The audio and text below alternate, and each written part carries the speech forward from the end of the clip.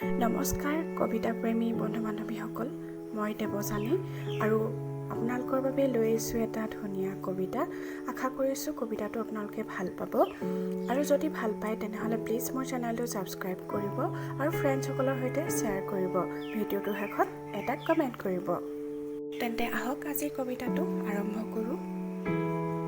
কবিতাৰ শিৰোনাম বৰষুণৰ দিনবোৰত।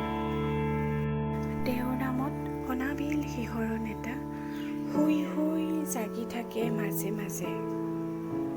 তেওঁৰ কথাবোৰ নহবাকৈ কেতিয়াবা মনলৈ আহে।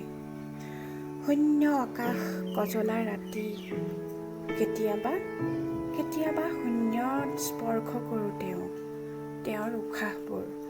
অনুভৱ হয় তেওঁৰ ওঠ আৰু তেওঁৰ স্পৰ্শ। তেওঁক মই কোনো দুখেৰেই দণ্ডিত কৰিব নোৱাৰোঁ।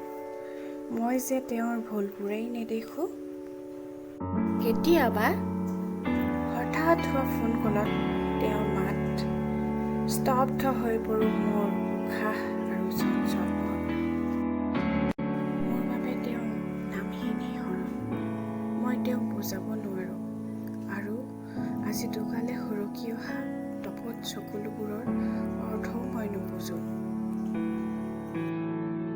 কিছুদিনৰ আগতেই তেওঁ মোৰ বাবেই আৰু মই তেওঁৰ বাবেই সঁচাকৈয়ে বহু নিশা আৰু আধা লিখা কবিতা একো নুবুজাকৈ মই তেওঁক সাঁচি ৰাখিছোঁ তেওঁৰ অনুমতিৰ অবিহনে, প্ৰিয় বৰষুণ জাকৰ দৰেই। আশা কৰিছোঁ আপোনালোকে কবিতাটো ভালেই পালে। যদি ভাল পাইছে তেনেহ'লে প্লিজ চেনেলটো ছাবস্ক্ৰাইব কৰিব আৰু ফ্ৰেণ্ডসকলৰ সৈতে শ্বেয়াৰ কৰিব। আজিলৈ আহিছোঁ, বাই বাই।